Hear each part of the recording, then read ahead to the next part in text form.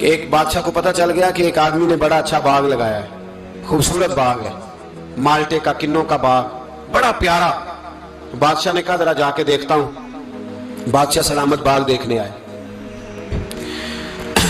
تو اب وہ مزدور آدمی تھا، عام آدمی تھا جس نے باغ لگایا، کسان تھا، اس کو کہا کہ چند کنوں توڑ کے لایا تو بڑے پیارے لگے، ایک دو اور لایا، کھائے، بڑے میٹھے، بڑے پیارے، بڑے توانا، بڑا مزہ آیا۔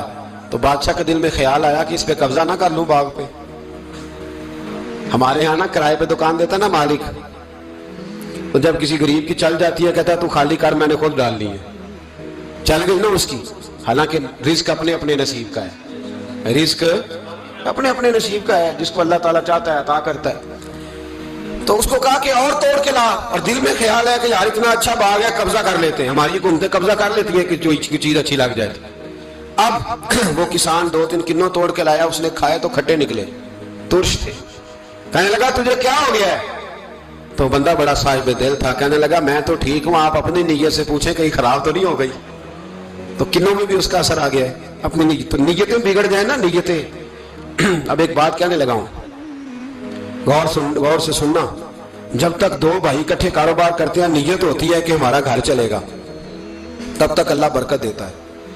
اور جب اپنی اپنی جیبیں سمیٹنے لگ جاتے ہیں نا کہ یہ میرا 5,000 ہے، آج میں گیا تھا اگرائی کرنے، یہ میرا 10,000 ہے، آج میں نے زیادہ کیا، جب وہ ٹٹولنے لگتے ہیں پھر اس دکان سے بھی برکت اٹھ جاتی ہے، پھر وہاں سے بھی برکت چلی جاتی ہے۔ فَإِنَّ لَهُ مَعِيشَةً ضَنْكَ، فرمایا جب تو میں منہ پھیر لیتا ہے پھر تیری زندگی اللہ تنگ کر دیتا ہے، پھر وہاں سے بھی برکت، خوبصورتی، اثر اٹھ جاتا ہے۔ ایک سنار نے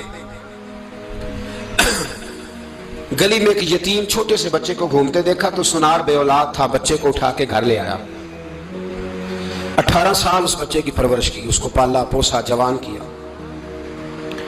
سنار کے پاس وہ دکان پہ چلا جاتا، وہ کئی دفعہ دکان پہ رہتا، کئی دفعہ گھر میں رہتا، ایک دفعہ وہ دکان پہ تھا، بچہ گھر تھا، 18 سال کا جوان، اس کی بیوی اکیلی تھی، وہ جس نے ماں بن کے پالا تھا اس نے اسی پہ حملہ کر دیا، اس کا بازو بری نیت سے تھاما، بیوی چیخی، تھوڑی دیر گزری تو وہ نوجوان پیروں میں بیٹھ گیا، کہنے لگا اماں پتہ نہیں مجھے کیا ہوا۔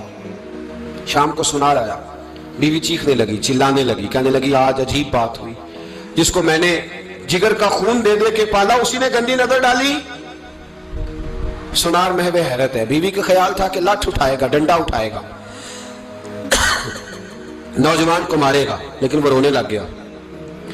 اس نے کہا آج اس نے میرا بازو تھاما ہے، جانے کیا کیا ہے؟ پریشان ہونے لگ گیا، سجدے میں گر گیا، کہا تو بتاتا کیوں نہیں؟ تو وہ سنار کہنے لگا اس کی غلطی نہیں، 18 سال کے بعد آج مجھ پر بھی شیطان سوار ہوا تھا۔ ایک عورت آئی تھی، وہ اپنے بازوؤں میں چوڑیاں پہننا چاہتی تھی تو میں نے بھی گندی نظر سے ہاتھ ڈالا تھا، رب کریم نے مجھے فوراً اس کی سزا دی۔ جن کے گھروں میں بیٹیاں ہوتی ہیں ان کی نظریں گندی نہیں ہوتی، جو بیٹیوں کے باپ ہوتے ہیں، جو بہنوں کے بھائی ہوتے ہیں، ان کی نظریں گندی۔